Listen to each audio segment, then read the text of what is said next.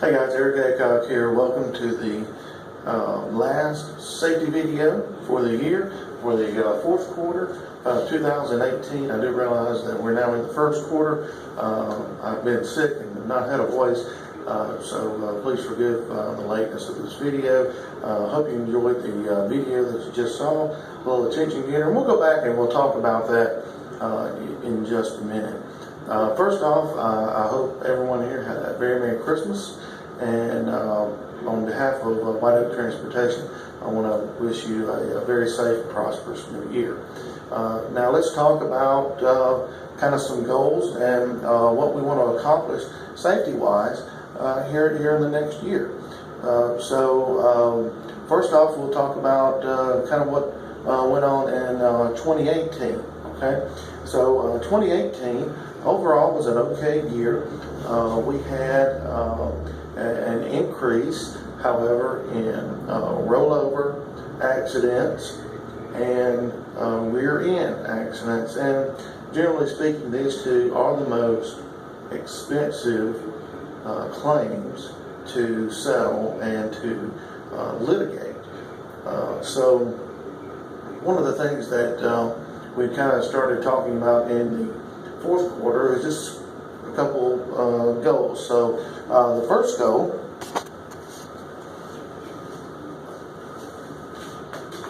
for 2019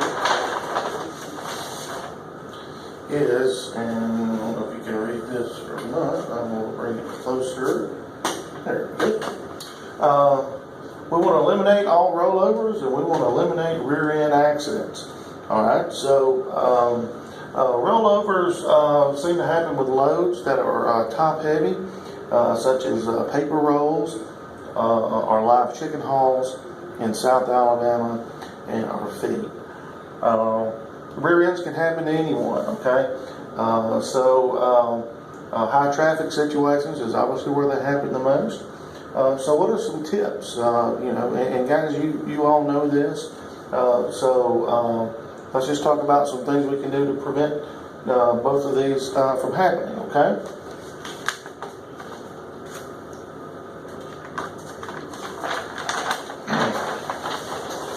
First one is very easy, and that's watching our speed, okay? Watching our speed in high traffic areas, even in low traffic areas, you don't know what's coming out. A car could pull out in front of us. So let's watch our speed, especially on those surface roads. Again, good rule of thumb is if you're not sure what the speed limit is, go 45 until you see a sign that tells you a difference, as long as it's not to a school zone. The next thing here, brakes. Keep a good eye on your brakes, just like we do, your marker lights, and we preach those things. Marker lights, windshield wipers, fire extinguishers, reflective tape, kind of those fine things. This is obviously the number one safety feature on any truck and trailer. So let's do good pre and post trips, and let's communicate effectively any hazardous situations you may see with the brakes. Okay. The next one here, obviously, is following distance, and following distance goes hand in hand with speed. We all know that. So our follow distance, sometimes we get cut off in the road. What we don't need to do is sneaking up on the rear end of cars to try to get over as soon as a truck passes us, in the left lane to get around, something. Let's really be careful. Let's leave ourselves an out.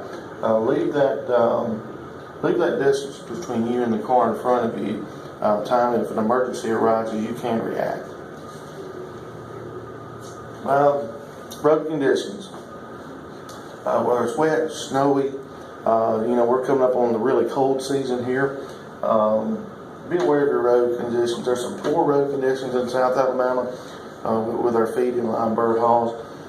Coleman, I know you guys go to some very odd places. Yard conditions are not the best in some of the places we go, especially with international paper. So be very careful. We can prevent injuries by being aware of these road conditions. And please report any hazardous conditions or dangerous situations that you have. You can either call myself or get in touch with your supervisor. Okay?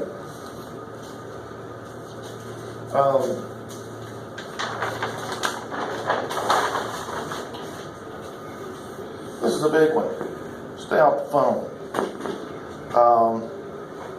If you have a headset, that's great.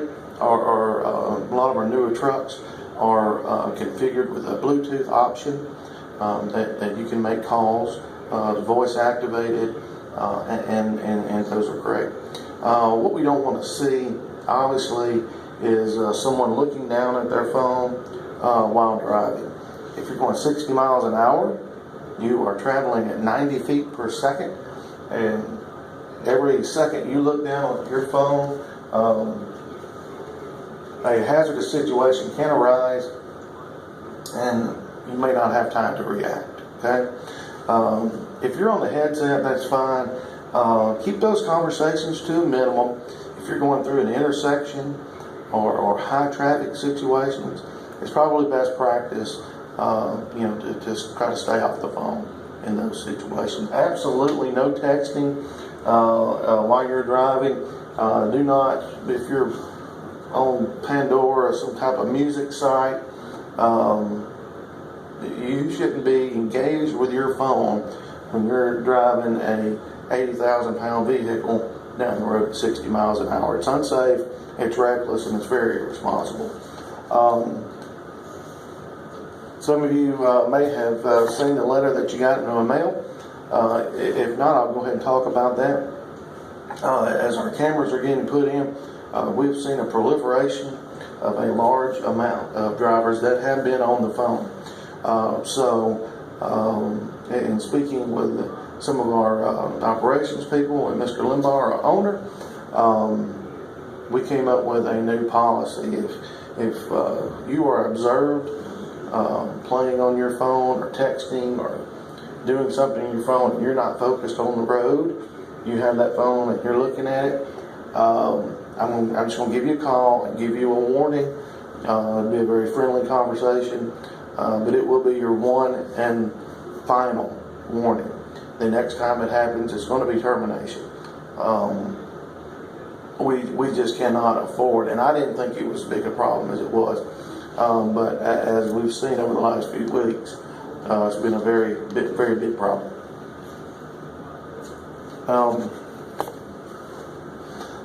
Make sure that you finished all of your Infinity training. As of right now, any old training has been wiped off. The only thing that will remain on Infinity right now will be the third quarter safety video. Some of you have not viewed that yet. And this video, and then we'll start 2019 with new training, and you will have one training exercise to do along with this video. So make sure you go back to the classroom stage and finish your training and get it complete, and that way you ensure your safety bonus for the quarter. Okay? The last thing I want to talk about is injuries, and we really had a very good year with injury prevention. We had a couple very minor injuries. Especially in this colder part of the year is when we have the most injuries. So we want to go back and let's think about our Stop Work initiative, whether you're taking a few seconds to plan out your activity before you do it, before you rolling up dolly legs, before you engage in hooking up your airlines, pre-trips, post-trips. Plan those activities out. Make sure that you're using your 3-point stance coming out of the truck, going into the truck, never come face first out of the truck. Make sure you got a good place to step when you step out of those trucks. Actually, the majority of our injuries last year were people falling out of trucks. So if you have a new truck, make sure you're familiar where the handles are, and really just take an extra second or two. I know you know, it takes 2 seconds to climb into a truck. Take 4 seconds and make sure you get there correctly, okay, and injury free. And that's very, very important. Keep on the paths, you know, sidewalks. Try not to walk through yards that may have any dangerous conditions.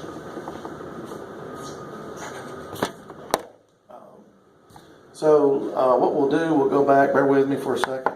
We'll go back and let's talk about the accident that you saw. And bear with me here. So we're going to play it. I'm going to stop it right here. All right. Now, as you can see, this is Mr. Hibbert in Coleman. Mr. Hibbert is a newer driver. Mr. Hibbert he's traveling south on Interstate 65. As you can see, it's pretty foggy that early in the morning. It's about 4:30 in the morning, and he has his speed is very good. He's at, I'm not sure if you can see that or not. He's at 64 miles an hour. He is very alert. And while I'm on this subject, you can see here these visors are down. That's fine. We can see his face. If you are in a truck and you have moved your visor to block that camera, same policy will apply as a cell phone policy. If you do not move that and unobstruct that camera, I'm going to call you. And then after that, if I see it again, it's going to be termination. We can't have it. Those front forward facing cameras is to protect you. This rear facing camera is to protect White Oak. Okay, and so please be aware of that. Now, back to the video. We can see him go on. If you notice, he sees some brake lights, and he's on his brake, keeping a good following distance, and his speed is already decreased to 61 miles an hour. And as we go forward, he moves over.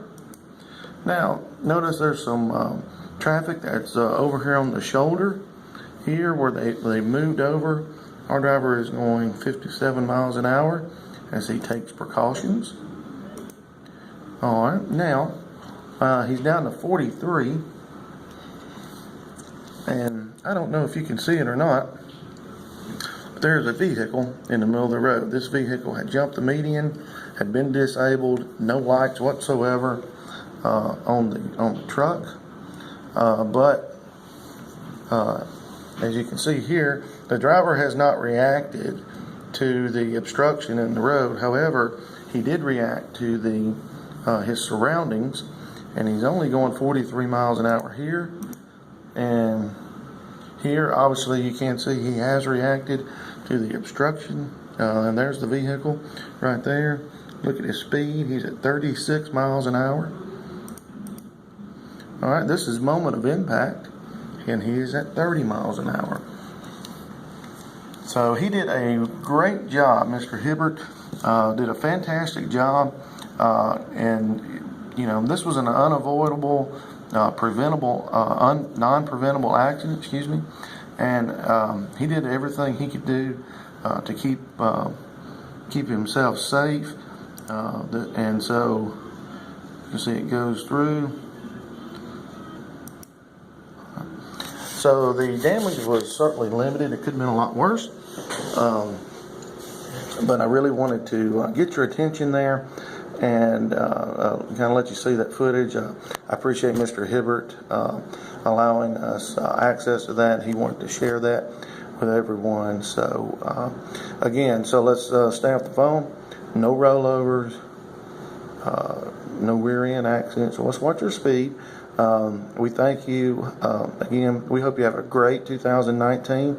Make sure you go back to the classroom and finish all of your required training. Thank you. See you soon.